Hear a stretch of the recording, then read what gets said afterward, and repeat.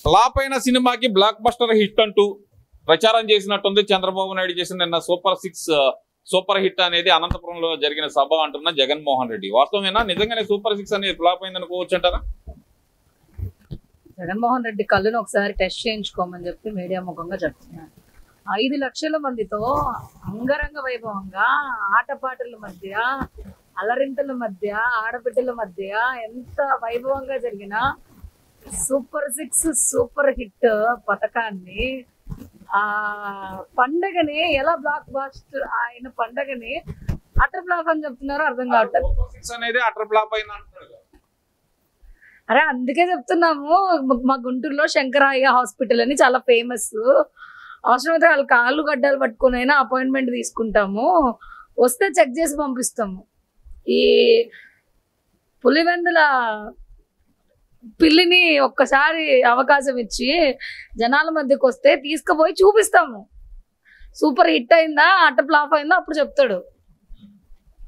నిజంగా సూపర్ 6 అమలు అవుతుందంటారా? అసలు అమలు కావట్లేదు, ఇంకా ఇవ్వాల్సినవి ఉన్నాయి కదా పథకాలు, అవన్నీ ఇవ్వకుండా ప్రజలను మోసం చేస్తున్నాడు, ముఖ్యంగా మహిళలను మోసం చేస్తున్నాడు చంద్రబాబు నాయుడు అంటున్నారు కదా. అప్పులు కుప్పలుగా చేసి ఆంధ్ర రాష్ట్రాన్ని అడుగు తినే పరిస్థితిలోకి తీసుకొచ్చిన దాన్ని ఒక గాడిలో పెట్టుకుంటూ నీకు ఒక పెన్షన్ పథకం పెంచడానికి 5 సంవత్సరాలు పట్టింది. కానీ మా కూటమి ప్రభుత్వం రాగానే కష్టపడని నష్టపడని ఏమైనా చేయనివ్వండి ఏకదాటిగా 4,000 రూపాయలు పెన్షన్ చేసినది. ఉచిత గ్యాస్ సంవత్సరానికి 3 సిలిండర్లు, మహిళలకి ఫ్రీ బస్సు.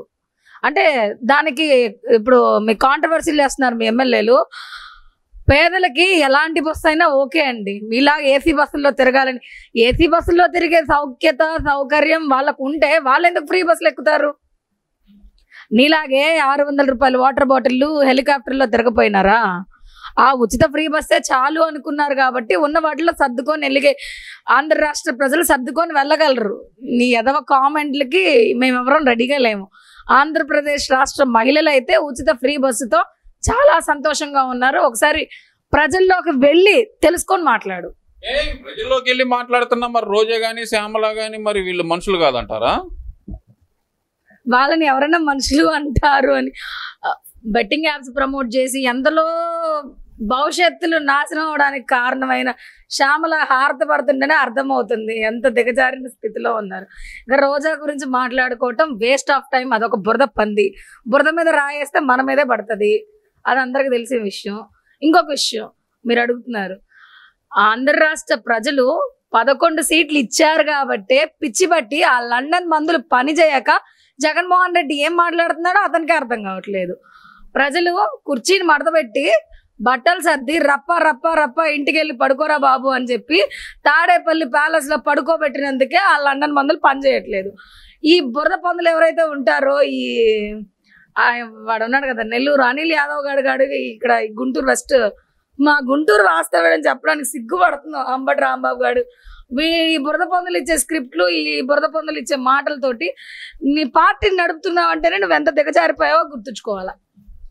ఏమన్నా ఇప్పుడు వాళ్ళు అంటుంది ఏంటంటే సూపర్ 6 సూపర్ హిట్ అంటున్నారు, అది హిట్ కాదు ఫట్ అంటున్నారు వాళ్ళు. అసలు అంబటి రాంబాబు అయితే జనాల్లోకి వెళ్తే గనక చంద్రబాబుని తరిమి కొడతారు, మాకు మంగళహారతలు ఇచ్చి స్వాగతం పలుకుతున్నారు, 15 నెలల్లోనే కూటమి ప్రభుత్వం మీద పూర్తి వ్యతిరేకత వచ్చింది అంటున్నాడు కదా. అయితే ఒక్కసారి ప్రజల్లోకి వచ్చి చూస్తే పరదాలు చాటును దాంకొని పరిపాలన చేసిన నాయకుడికి ప్రజానాయకుడికి చాలా తేడా ఉంటుందండి. కోడిగుడ్లు టమాటాలతో కొడతారని పరదాలు కట్టుకొని తిరిగిన పరదాల కాంట్రాక్టర్లు తప్పితే ఎవరు బాగుపడలేదు ఆ ప్రభుత్వంలో.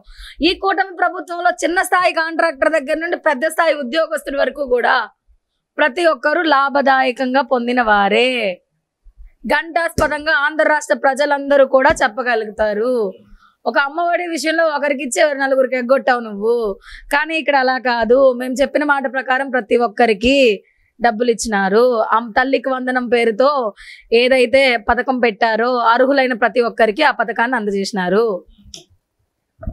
ఇంకో విషయం కూడా అంటున్నాడు మరి జగన్మోహన్ రెడ్డి, చంద్రబాబు నాయుడిని, అచ్చెన్నాయుడు గారిని, పవన్ కళ్యాణ్ గారిని బయలో దూకి చచ్చిపోమంటున్నాడు. మరి ప్రజలకు మేలు చేయట్లేదు, రైతులకు మేలు చేయట్లేదు, వీళ్ళు ఉండకపోయేమని బయలో దూకి చచ్చిపోని మీరు అంటున్నాడు కదా.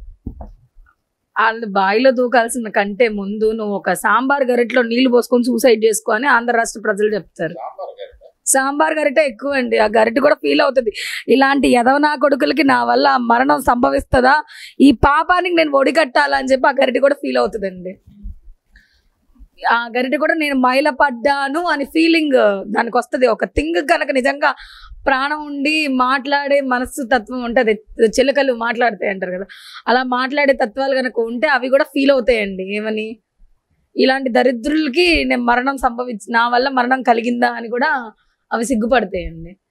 మరి ఎలా చూడాలంటారు? మరి ఈయన ఎందుకు పదే పదే ఈ చావుల గురించి దాని గురించి దీని గురించి తప్పితే ప్రజల గురించి ఎందుకు మాట్లాడలేకపోతున్నాడు అనుకోవచ్చు అంటారు జగన్మోహన్ రెడ్డి? దీని గురించి మనం మాట్లాడుకోవటం కంటే చావు నుండి పుట్టుకొచ్చిన పార్టీనే వైఎస్ఆర్ కాంగ్రెస్ పార్టీ. మళ్ళీ ఇది ఇక్కడ ఏ శవం దొరికితే దీన్ని రాజకీయ లబ్ధి చేసుకొని రాజకీయ లబ్ధి చేకూర్చుకొని పైకి ఎక్కుదామా, ఒక ముందడుగు వేద్దామా అని జగన్మోహన్ రెడ్డి గారు ఆలోచిస్తూ ఉంటారనమాట. జగన్మోహన్ రెడ్డి గారు ఒక ప్రెస్ మీట్ పెట్టారు అంటే ఏదో ఒక శవం ఉండాలి, లేదా ఒక చావు వార్త ఉండాలి. డెఫినెట్లీ అది ఎవరినైనా ఉద్దేశించి మాట్లాడాలి అంటే అక్కడ శవం తప్ప మిగతాది కనిపించదు జగన్మోహన్ రెడ్డి. మోస్ట్లీ అతను మాట్లాడేది శవాల గురించో మరణాల గురించో. అతను మాట్లాడాల్సిన విషయాలు మాత్రం తన చెల్లి గురించి కానీ, తను పట్టించుకోకుండా వదిలేసిన తల్లి గురించి కానీ, తన ఇంట్లో జరుగుతున్న విషయాల గురించి కానీ, తన ఏపీ ప్రజలకు చేసిన అన్యాయాల గురించి కానీ, తను చేసిన అక్రమాల గురించి కానీ, తను డప్పు కొట్టుకుంటూ వదిలేసిన 17 మెడికల్ కాలేజీ గురించి కానీ, తన కళలో చేసిన అభివృద్ధి పనుల గురించి కానీ మాట్లాడు. కేవలం శవాల గురించి మాట్లాడతాడు. అభివృద్ధి పనులు అభివృద్ధి చేసింది నేనే, అభివృద్ధి అంటే జగన్, జగన్ అంటే అభివృద్ధి అంటున్నాడు. అదే అండి, అతని అభివృద్ధి 3 గంటలకు తలకాయ కూర వండినట్టు ఉంటుందండి. 12 తర్వాత వస్తాయి కళలు. ఆ కళల్లో చేసిన అభివృద్ధి కళల్లోనే మిగిలిపోతుందండి. వాస్తవాల్లోకి రావాలా, నిజాల్లోకి రావాలా, ఎవరు లబ్ధి పొందారు, ఎవరు బాగున్నారు. పోనీ నా కార్యకర్తలైనా నన్ను అభిమానించా, వాళ్ళ కార్యకర్తలు వాళ్ళ పార్టీ నాయకులు ఓటేసినా కూడా ఈరోజు బెటర్గా వచ్చి ఉండేయండి. 11 కనీసం ఒక 10-15 అయినా యాడ్ అయ్యి ఉండేయండి. తన సొంత పార్టీ కార్యకర్తలే జగన్మోహన్ రెడ్డి ఇంతటి నీచుడు అని రియలైజ్ అయ్యి ఓటింగ్ సిస్టమ్ మార్చారు కాబట్టి ఈరోజు 11కి పడిపోయాడండి. లేదు 29 నేనే వస్తాను, ఈసారి మాత్రం మామూలుగా ఉండదు అంటున్నాడు కదా. ఎందుకంటే అసెంబ్లీకి వెళ్ళమంటే నేను వెళ్ళను అంటున్నాడు కదా. మరి 2029లో మోస్ట్లీ జగన్మోహన్ రెడ్డి ఉండేది పిచ్చి హాస్పిటల్లోనే అని ఆంధ్ర రాష్ట్ర ప్రజలందరూ ఒక దాటి మీదకి వచ్చారండి, ఒక థింక్లో ఉన్నారు.